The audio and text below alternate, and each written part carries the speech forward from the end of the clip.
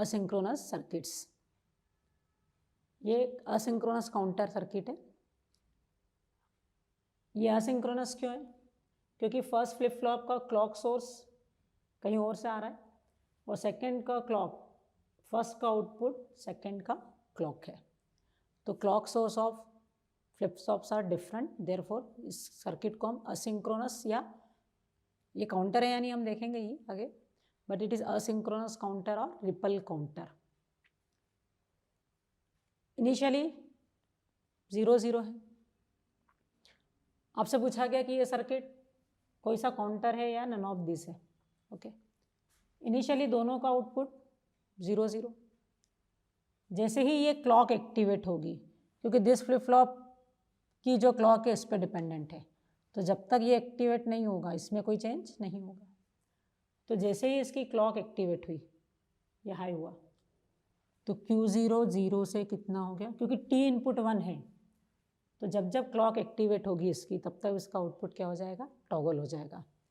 तो ये T0 से T0 1 है, तो Q0 0 से 1 हो गया, टॉगल हो गया। अब जैसे ही ये 0 से 1 गया, इसकी क्लॉक क्या होगी, एक्टिवेट होगी।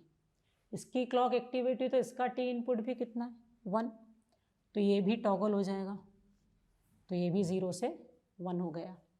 ओके, तो फर्स्ट क्लॉक साइकिल में 1 1 आउटपुट आया। सेकेंड क्लॉक साइकिल में जब इसकी क्लॉक एक्टिवेट होगी सेकेंड साइकिल में, तो ये फिर से क्या होगा, क्योंकि इसका T इनपुट 1 है तो ये हमेशा टॉगल होता रहेगा, 0 1 0 1। इनिशियली 0 था, फिर 1 हुआ, नेक्स्ट क्लॉक साइकिल में ये 0 हो गया, और जैसे ही इसका आउटपुट 0 हुआ उसकी क्लॉक डीएक्टिवेटेड है। क्लॉक जब तक एक्टिवेट नहीं होगी कोई आउटपुट में चेंज नहीं आएगा। कोई आउटपुट में चेंज नहीं आया तो पहले कितना आउटपुट था, 1, तो अभी भी कितना रहेगा, 1 ही रहेगा।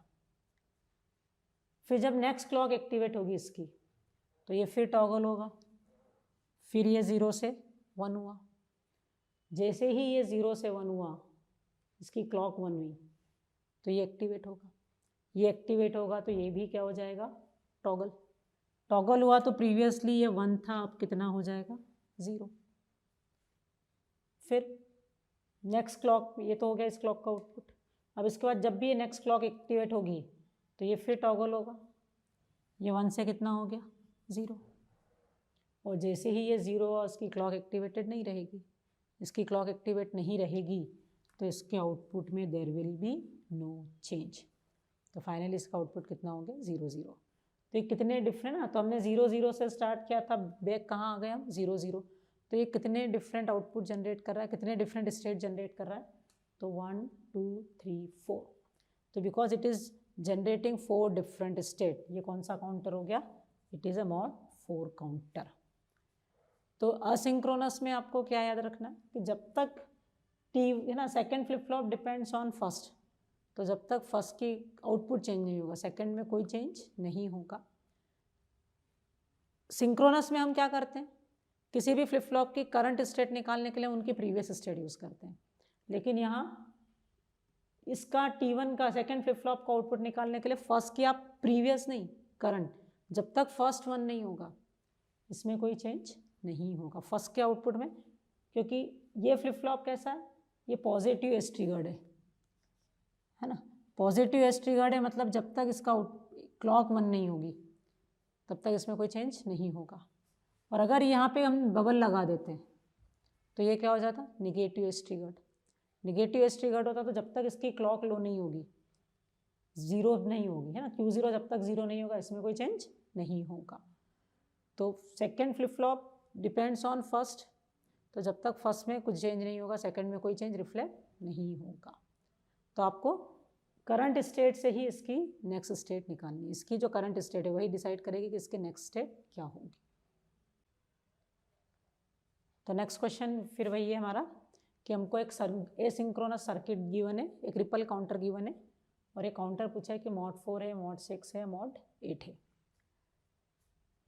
ये सारे फ्लिप फ्लॉप्स कौन से हैं, positive edge triggered. Positive edge triggered कब आउटपुट चेंज करते हैं, तो जब क्लॉक 0 से 1 होती है, rising edge of the clock. हमने पढ़ा है कि positive edge triggered flip flop clock की राइजिंग एज के साथ अपना आउटपुट चेंज करते हैं। तो जब क्लॉक 0 से 1 होगी then only they change their output. Clock अगर 1 ही है थ्रू आउट तो आउटपुट चेंज नहीं करते हैं। तो चलिए देखते हैं। जैसे ही यहाँ पे क्लॉक पल्स हाई हुई, ये क्लॉक एक्टिवेट हुई, 1 हुई, 0 से 1 रेज हुई, तो इस फ्लिप फ्लॉप ने अपना आउटपुट 0 से कितना किया, 1। जैसे ही इसका आउटपुट 0 से 1 हुआ, इसकी क्लॉक भी एक्टिवेट होगी, इसकी क्लॉक हाई हुई तो ये भी अपना आउटपुट 0 से 1 कर लेगा, ये भी टॉगल होगा। जैसे इसकी क्लॉक, इसका आउटपुट 1 हुआ, इसका आउटपुट इसकी क्लॉक है तो इसकी क्लॉक भी एक्टिवेट हुई, रेज हुई है, रेज हुई तो ये भी टॉगल होगा, तो ये भी 0 से 1 हो गया। तो इनिशियली तीनों का आउटपुट कितना हो गया, 1 1 एंड 1। नेक्स्ट सीपीयू क्लॉक में, नेक्स्ट जो क्लॉक आ रही है, suppose it is from CPU, तो जब भी इसकी क्लॉक एक्टिवेट होगी तो ये फिर टॉगल होगा। क्यों टॉगल होगा, क्योंकि जे और के दोनों क्या 1 1 है, जे के 1 1 तो आउटपुट टॉगल, तो ये टॉगल हुआ तो ये 1 से 0 हो गया, ठीक है। इसका आउटपुट 0 तो इसकी क्लॉक डीएक्टिवेटेड है, क्लॉक डीएक्टिवेटेड है तो there is no change in the output. Q1 पहले भी 1 था तो बाद में भी 1 ही रहेगा। अब इसकी क्लॉक, अब ये जो मिस्टेक करते हैं हम कि हम इसकी देखते हैं कि इसकी क्लॉक 1 है तो इसको टॉगल कर देते हैं। क्लॉक 1 होने से टॉगल नहीं होता। एज ट्रिगर्ड सिर्फ कब वर्क करते हैं, rising edge of the clock, 0 से 1 पे चेंज होगी तो। ये प्रीवियसली भी 1 थी, अभी भी 1 है Q1, तो Q1 पहले से ही 1 आ रहा है तो Q2 में कोई चेंज नहीं आएगा। फ्लिप फ्लॉप सर्किट केवल एज ट्रिगर्ड हमने पढ़ा है कि rising edge of the clock, तो जब भी Q0 0 से 1 जाएगा तब Q1 चेंज होगा। Q1 जब जब 0 से 1 होगा तो Q2 चेंज होगा। Q1 पहले भी 1 था, अभी भी 1 है तो Q2 में कोई चेंज नहीं होगा, तो Q2 विल रिमेन 1। फिर नेक्स्ट इसकी क्लॉक एक्टिवेट हुई तो ये फिर टॉगल हुआ, 0 से 1 हुआ। जैसे ही Q0 0 से 1 हुआ, क्लॉक है ना, Q0 रेज हुआ तो Q1 चेंज होगा। Q1 चेंज हुआ तो 1 से कितना हो गया, 0। ये 1 से 0 हुआ तो इसकी क्लॉक डीएक्टिवेटेड ही। इसमें तो कब चेंज होगा, जब Q1 1 से 0 नहीं, 0 से 1 शिफ्ट होगा। तो ये 1 से 0 है तो उसकी क्लॉक डिसेबल्ड ही है, डिसेबल है तो इसके आउटपुट में कोई चेंज नहीं आएगा। फिर नेक्स्ट टाइम जब इसकी क्लॉक एक्टिवेट होगी तो ये 1 से 0, ये 0 हो गया तो इसकी क्लॉक डीएक्टिवेटेड है तो इसमें कोई चेंज नहीं, इसमें कोई चेंज नहीं तो इसमें भी कोई चेंज नहीं होगा। ओके, मतलब आउटपुट कहाँ से ट्रिगर्ड होना स्टार्ट हो रहा, चेंज कहाँ से ट्रिगर्ड होना स्टार्ट हो रहा, Q0 से। Q0 का इफेक्ट Q1 पे आएगा, Q1 का इफेक्ट Q2 पे आएगा। अब नेक्स्ट CPU क्लॉक में ये कितना हो जाएगा, 1। जैसे ही ये 1 हुआ, 0 से 1 गया तो इसकी क्लॉक एक्टिवेट हो गई, सेकेंड फ्लिप फ्लॉप की। सेकेंड फ्लिप फ्लॉप की एक्टिवेट हुई तो ये भी टॉगल हो जाएगा 0 से 1।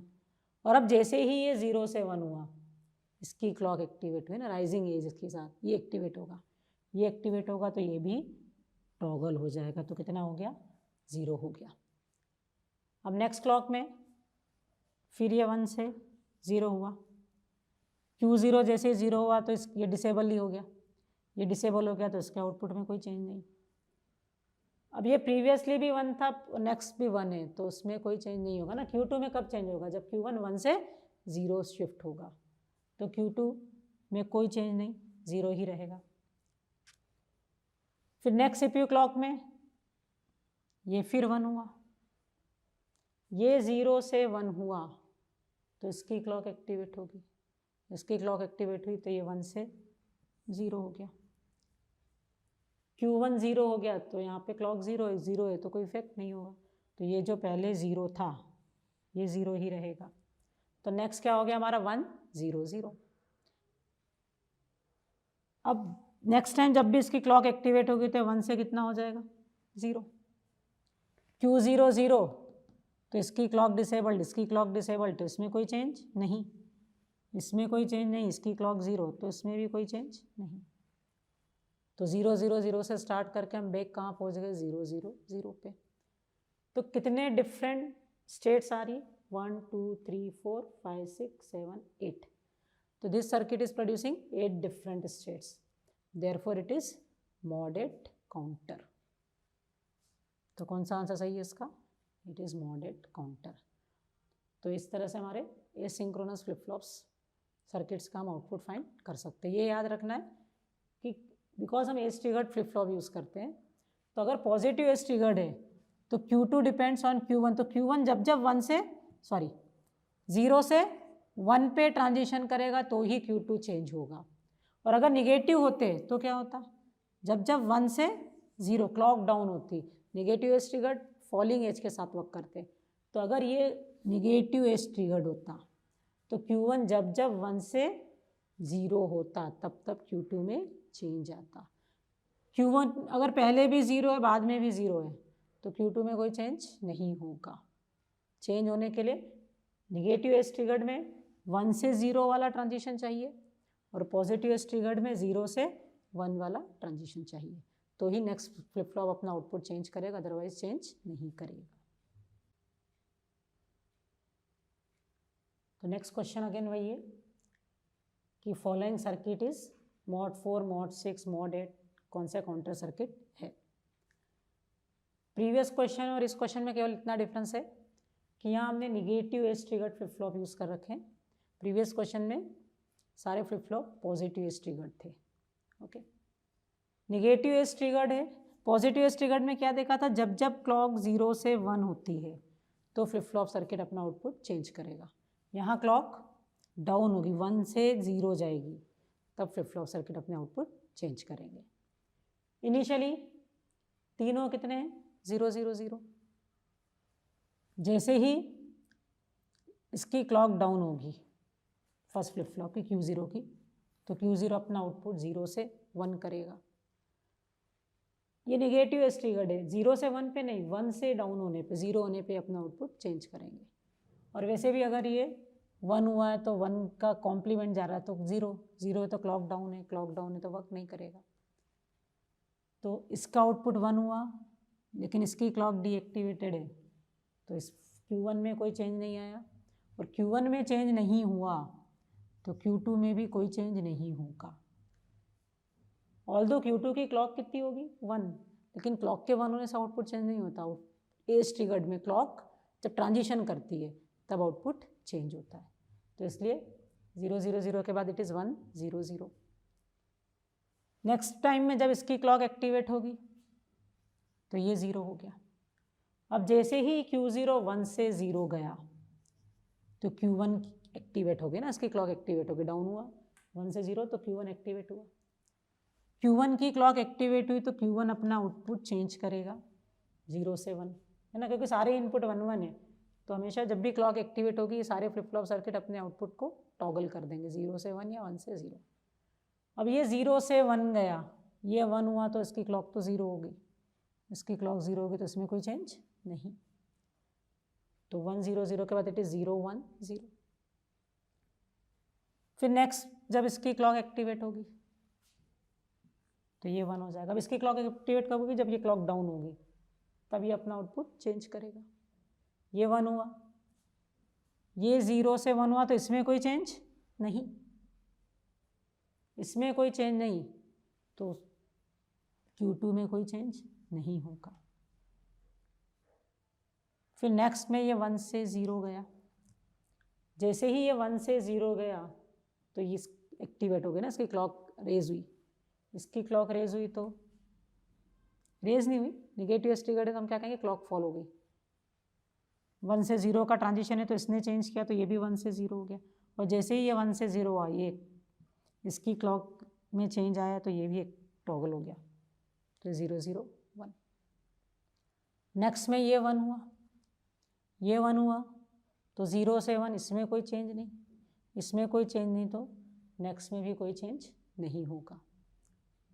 फिर नेक्स्ट में ये 1 से 0, जब ये 1 से 0 होता है तो ये चेंज होगा, तो ये 0 से 1, और ये 0 से 1 गया तो इसमें कोई चेंज नहीं, तो 0 1 1. इसके बाद नेक्स्ट में ये 1 होगा, ये 0 से 1 हुआ तो इसमें कोई चेंज नहीं, ये 1 ही रहेगा, और इसमें भी कोई चेंज नहीं, 1 रहेगा। फिर ये 1 से 0 फॉल हुआ, डाउन हुआ, तो ये भी चेंज होगा, ये 1 से 0, और ये 1 से 0 हुआ तो इसमें भी चेंज हो जाएगा, और ये 1 से 0, तो फाइनली कितना हो गया, इट इज़ 0 0 0। तो 0 0 0 से स्टार्ट करके हम बैक कहाँ गए, 0 0 0। तो ये सर्किट क्या है, कितने डिफरेंट स्टेट प्रोड्यूस कर रही, 1 2 3 4 5 6 7 8। तो again it is mod 8 counter, तो ये मॉड 8 काउंटर सर्किट है। One of the application of asynchronous counter is frequency division. ये हमारी रिपल काउंटर की सर्किट है, और हम ऑलरेडी इसको डिस्कस कर चुके हैं कि it is mod N counter जो ये आउटपुट जनरेट करता है ना, प्रीवियस क्वेश्चंस में हम ये डिस्कस कर चुके हैं। अब हम इसका फ्रीक्वेंसी का Q0 Q1 Q2 को प्लॉट करते हैं। ये इनिशियल स्टेट है, हम प्लॉट कर रहे हैं फ्रॉम फर्स्ट साइकिल। सबसे पहले हम वेव फॉर्म प्लॉट कर रहे हैं फॉर Q0।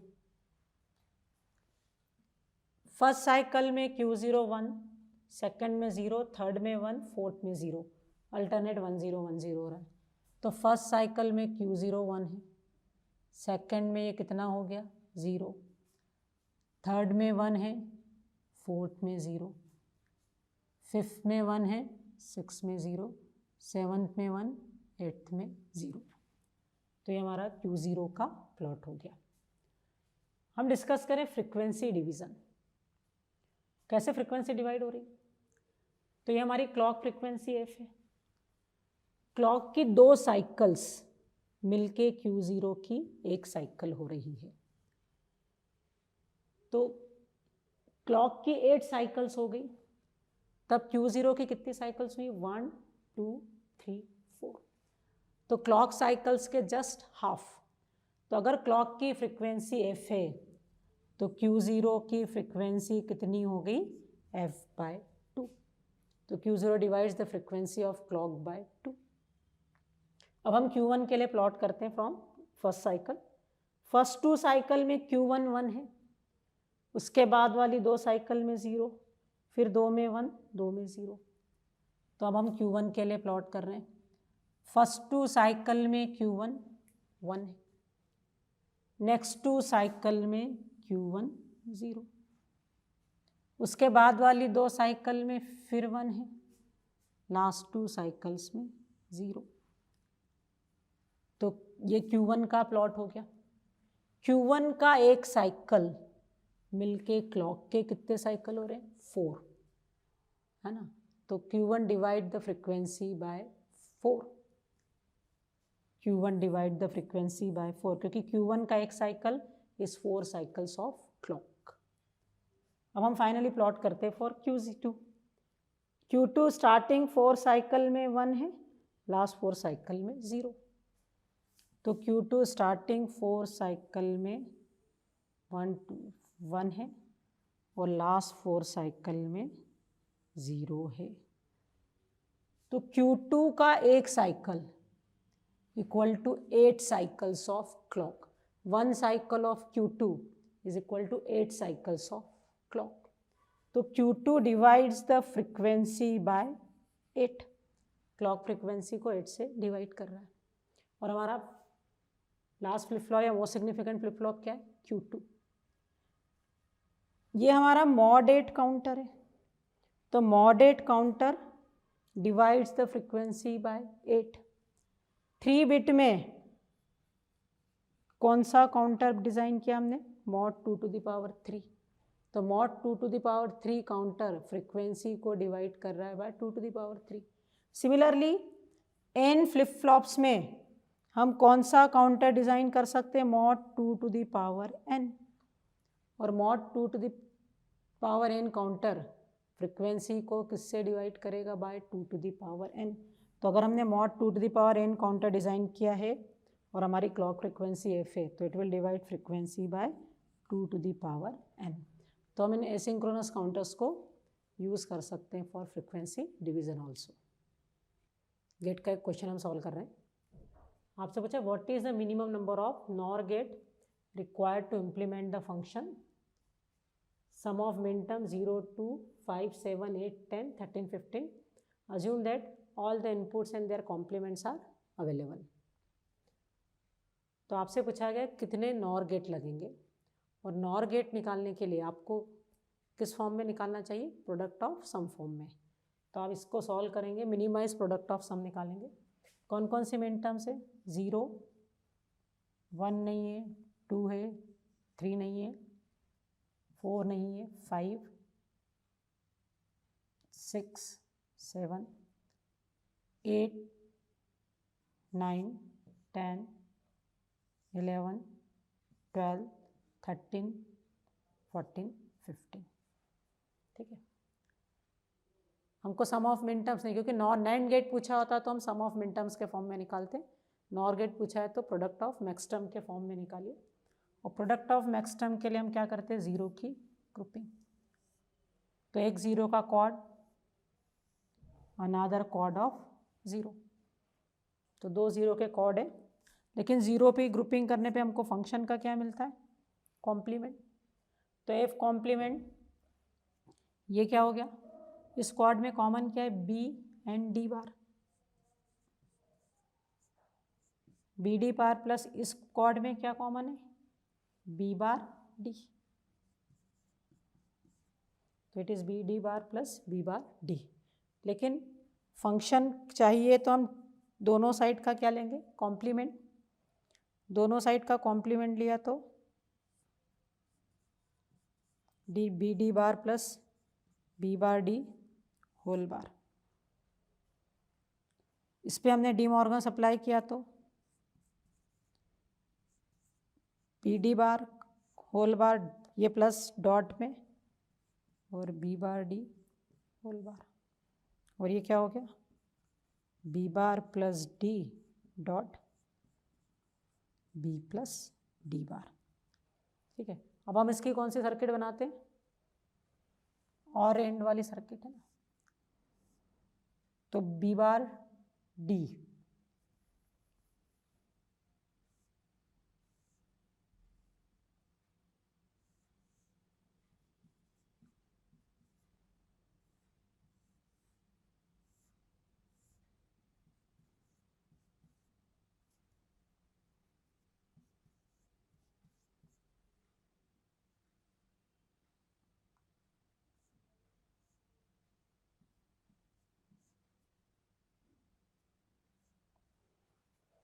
तो ये हमारी simplified product of sum expression, और ये उस एक्सप्रेशन का क्या हो गया, इम्प्लीमेंटेशन। लेकिन हमने पढ़ा है कि we can replace every gate by NOR gate. यहाँ पे नॉर लगा दिया, ये बबल लगा दिया तो नॉर हो गया। इस बबल के इफेक्ट को नलिफाई करने के लिए हमने यहाँ बबल लगा दिया, और बबल एंड गेट किसका इक्वलेंट होता है, नॉर की। तो इस गेट को भी आप किससे रिप्लेस कर सकते हो, बाय नॉर गेट। तो how many NOR gates are required, 3 NOR gates are required to implement this function. तो क्वेश्चन है, which of the following is not a valid identity. आपको 4 ऑप्शन दिए और उसमें से पूछा कौन सा वैलिड नहीं है। इस क्वेश्चन को हम सॉल्व करते with the help of option elimination. जो जो ऑप्शंस हमको करेक्ट लगते जा रहे हैं उनको हम हटाते जाएंगे। फर्स्ट ऑप्शन करेक्ट, क्यों करेक्ट, ये कौन सी प्रॉपर्टी कह रहा है, एसोसिएटिव, एक्स वाई जेड का एक्सॉर करना है। तो यहाँ पहले एक्स वाई का एक्सॉर किया, उसमें जेड किया, और यहाँ वाई जेड का एक्सॉर किया और उसमें एक्स का। और हमने जब एसोसिएटिव प्रॉपर्टी डिस्कस की थी तब वहाँ हमने प्रूव किया था कि एक्सॉर क्या होता है, एसोसिएटिव होता है। तो फर्स्ट ट्रू है। लास्ट क्या दिख रहा है, X XOR Y equal to X Y plus X bar Y bar का होल बार। अगर हम डी वाले ऑप्शन को देखें तो x Y plus X bar Y bar का होल बार। अगर हम इस पर डी मॉर्गन्स लगाएं तो क्या होगा, फर्स्ट टर्म का whole bar dot second term का होल बार। अब इन दोनों टर्म पे डी मॉर्गन लगाए तो क्या हो जाएगा, X bar plus Y bar dot X plus Y. अब इसको सिंप्लीफाई किया तो एक्स बार डॉट एक्स जो कितना हो जाएगा 0, x bar Y plus X Y bar plus Y बार वाई। तो अगर हम इसको सॉल्व करेंगे तो क्या बचेगा, ये टर्म भी ज़ीरो, ये टर्म भी ज़ीरो, तो it is X bar Y plus X Y bar, जो क्या होता है XOR। तो डी भी ट्रू है, और डी वैसे भी ट्रू है अगर आपको याद हो कि XOR का कॉम्प्लीमेंट क्या होता है, एक्स नॉर, और X NOR X NOR Y क्या होता है, X NOR Y is X bar Y bar plus X Y. तो ये X bar Y bar plus X Y का कॉम्प्लीमेंट, मतलब एक्स नॉर का कॉम्प्लीमेंट, और एक्स नॉर का कॉम्प्लीमेंट क्या होता है XOR। तो डी भी करेक्ट है। अब रह गए हमारे बी और सी, तो हम रह गए हमारे बी और सी, तो हम सी ट्राई कर रहे हैं। सी कहता है X XOR Y equal to X plus Y X dot Y equal to zero. X dot Y zero कब होंगे, तो एक्स डॉट वाई को ज़ीरो होने के लिए तीन कंडीशन है, या तो दोनों ही ज़ीरो हो, या सिर्फ एक्स ज़ीरो हो, या सिर्फ वाई ज़ीरो। दोनों वन होंगे तो एक्स डॉट वाई वन हो जाएंगे, तो एक्स डॉट वाई ज़ीरो इन तीन केस में होगा। तब यहाँ एक्स प्लस वाई क्या होगा और एक्स XOR वाई क्या होगा, तो ये दोनों ज़ीरो है तो ऑरिंग भी ज़ीरो, और दोनों ज़ीरो तो XOR भी ज़ीरो। ज़ीरो प्लस वन का और वन, XOR भी वन, क्योंकि दोनों में से एक वन है, इनका और भी वन और XOR भी वन। तो सी भी करेक्ट हो गया कि X plus Y equal to X XOR Y if X dot Y equal to zero. तो तीन ऑप्शन हमने करेक्ट प्रूव कर दिए, इसलिए इनकरेक्ट ऑप्शन कौन सा होगा, बी। तो एग्ज़ाम में इतना आपके लिए सफिशेंट था कि ये तीन करेक्ट हो गए, देयरफॉर इनकरेक्ट इज़ बी। लेकिन अगर हम सही में चेक करना चाहते हैं कि क्या बी इनकरेक्ट क्यों है, तो पहला तरीका हो सकता है with the help of truth table. हम इनकी ट्रुथ टेबल बनाएंगे, दोनों इक्वल नहीं है तो definitely their truth table will be different. तो हम एक बार ट्राई करते हैं with the help of truth table.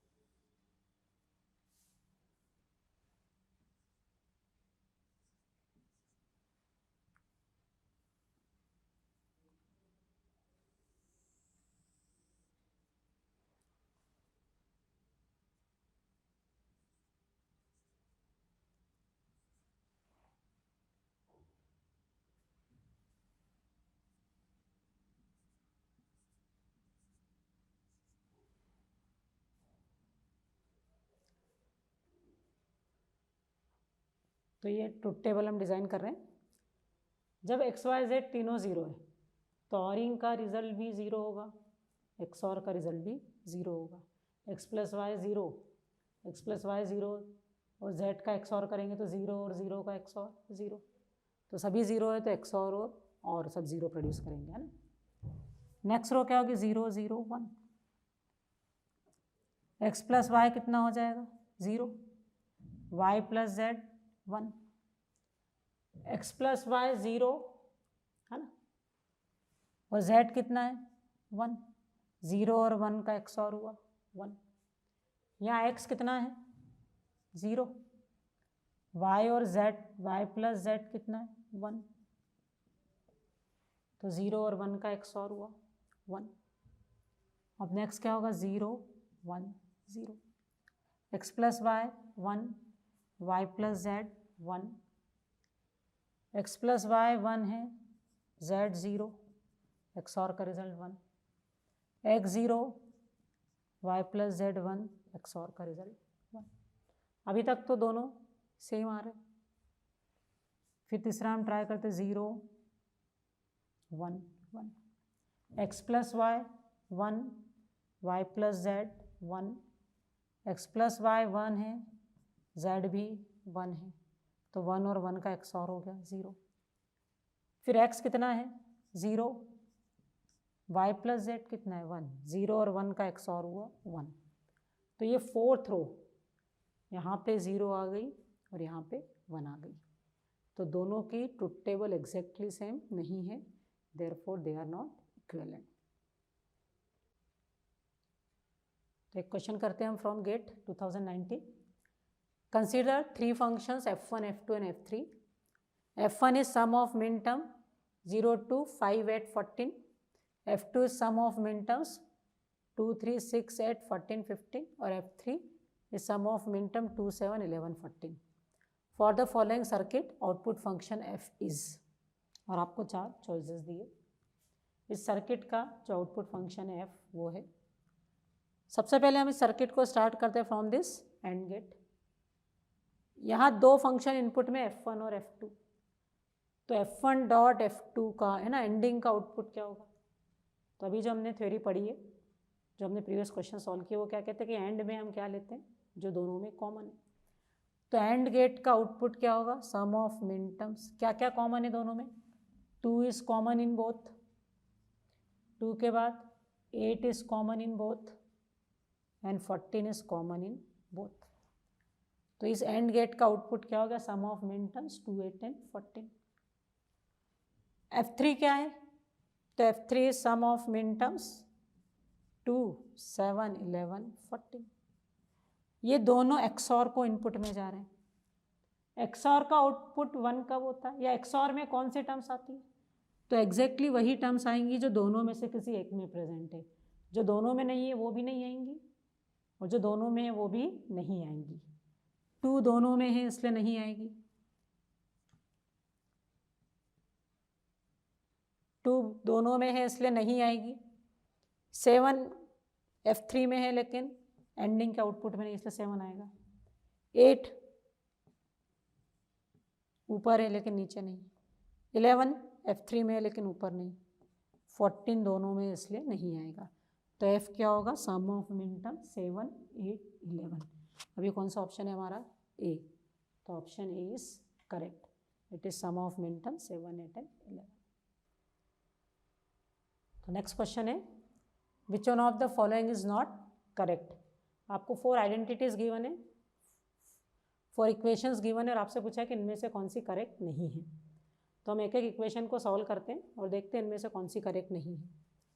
तो फर्स्ट को हम सॉल्व करते हैं, तो WX लेफ्ट हैंड साइड ले रहे हैं फर्स्ट का, WX इस W का हम प्रोडक्ट कर दें तो plus WX plus WY plus यहाँ पे X का प्रोडक्ट कर दें तो X dot X plus X dot Y। WX plus WX is simply WX plus WY, X dot X is X plus X dot Y। अब यहाँ से क्या कॉमन ले लें, X, तो WX plus WY plus X common लिया तो 1 plus Y, 1 plus Y is 1। तो बेसिकली ये टर्म चली गई, तो हमारा एक्सप्रेशन क्या बचा, WX plus WY plus X। अब इन दोनों में से फर्स्ट और लास्ट टर्म में से क्या कॉमन ले लो, X, तो W plus 1 plus WY, W plus 1 is 1, तो X प्लस WY। तो लेफ्ट हैंड साइड हमारा सिंप्लीफाई होके क्या आया, X प्लस WY, जो किसके इक्विवेलेंट है, राइट हैंड साइड के इक्विवेलेंट है। तो फर्स्ट तो करेक्ट है, आपसे पूछा नॉट करेक्ट, तो फर्स्ट करेक्ट है। अब हम सेकंड ट्राई करते हैं। सेकंड क्या है, इस पूरी टर्म का whole bar, first complete term का होल बार है, तो हम फर्स्ट पे क्या अप्लाई कर ले, डी मॉर्गन्स। फर्स्ट पे डी मॉर्गन्स अप्लाई किया तो W बार, W और X के बीच में डॉट है तो डॉट किस में कन्वर्ट हो गया, प्लस में, एक्स कॉम्प्लीमेंट का कॉम्प्लीमेंट प्लस थर्ड टर्म क्या हमारी y प्लस जेड बार का होल बार। फर्स्ट टर्म का कॉम्प्लीमेंट प्लस सेकेंड टर्म का कॉम्प्लीमेंट प्लस थर्ड टर्म का कॉम्प्लीमेंट प्लस नेक्स्ट क्या है हमारा w बार x। अब इसमें और इसमें से हमने w बार कॉमन ले लिया तो यहाँ क्या बचा 1 प्लस एक्स प्लस ये क्या है x और यहाँ क्या अप्लाई कर दें डी मॉर्गन्स तो प्लस क्या हो जाएगा ये y बार डॉट z। तो 1 प्लस एक्स इज 1 तो it is w bar plus x plus y bar z। तो लेफ्ट हैंड को हमने सिंप्लीफाई किया तो क्या आ गया राइट हैंड साइड आ गया। तो सेकेंड ऑप्शन भी आपका क्या हो गया करेक्ट। तो हम थर्ड ट्राई करते हैं कि थर्ड करेक्ट है या इनकरेक्ट।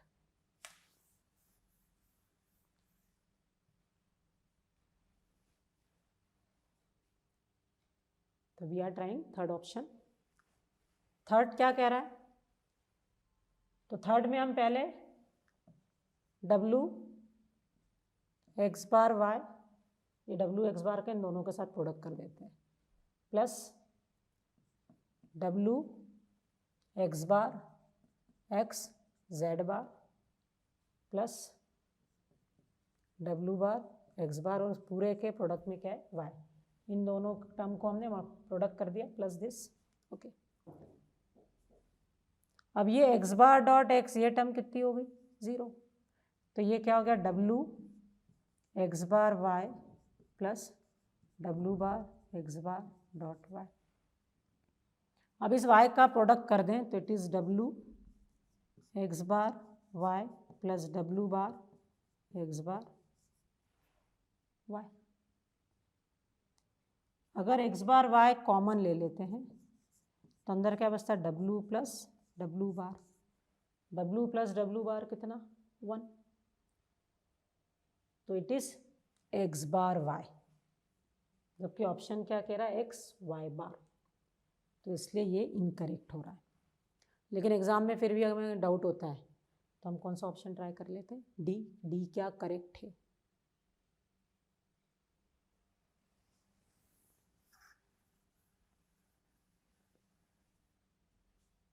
तो डी में हम इन दोनों का प्रोडक्ट कर देते हैं w का w एक्स वाई से करेंगे तो क्या हो जाएगा w into W X Y plus w का w वाई जेड से क्या तो w into W Y Z.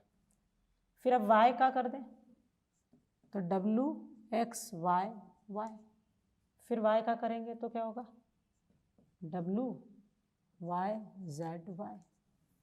अब यहाँ 2 बार w dot w is always w तो it is w X Y plus w dot w is w तो w Y Z plus w X Y plus w Y Z okay. तो w X Y plus w X Y is w X Y और w Y Z plus w Y Z is w Y Z तो it is w X Y plus w Y Z.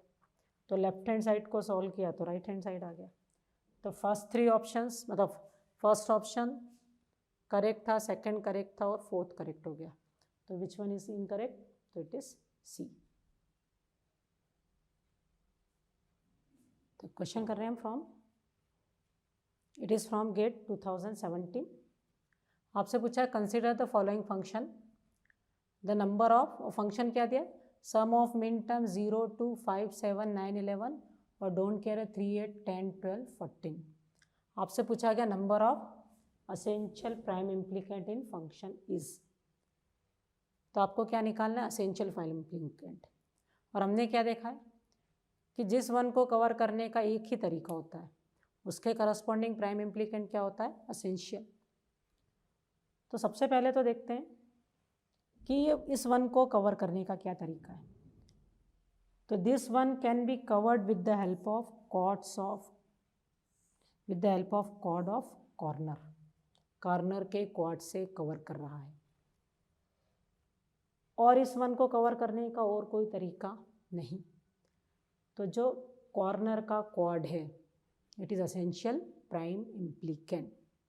तो एक prime implicant क्या आ गया, essential corner का quad, that is क्या common है, Q bar S bar. ठीक है, तो फर्स्ट ईपीआई हो गया। सेकंड, इन दो वन को या इनमें से किसी एक वन को कवर करना है। इनको कवर करने का, इस वन को कवर करने का पर्टिकुलरली, ये वन तो इस क्वाड से भी कवर हो सकता था, लेकिन इस पर्टिकुलर वन को कवर करने का there is only way this quad. ये वन किसी और तरीके से कवर ही नहीं हो सकता है। तो इस वन को कवर करने के लिए ये क्वाड असेंशियल है। तो सेकेंड ईपीआई हमारा क्या हो गया, पी क्यू बार, है ना। तो ये वन हो गया, ये वन ने कॉर्नर के क्वाड को भी कवर कर लिया है ना, इस वन को भी कवर कर लिया, इस वन ने इसको भी कवर कर लिया। अब ये वन रह गया, ये दो रह गए। इसको कवर करने के तो दो वे, एक तो ये बना लो या ये पेयर बना लो, लेकिन इस वन को कवर करने का only way is this pair. तो ये पेयर भी क्या हो गई, असेंशियल। तो थर्ड ईपीआई जो इस वन को कवर कर रहा है वो क्या है, पी बार क्यू एस। तो there are 3 essential prime implicants. तो आपसे पूछा number of essential prime implicant, तो आंसर इज 3।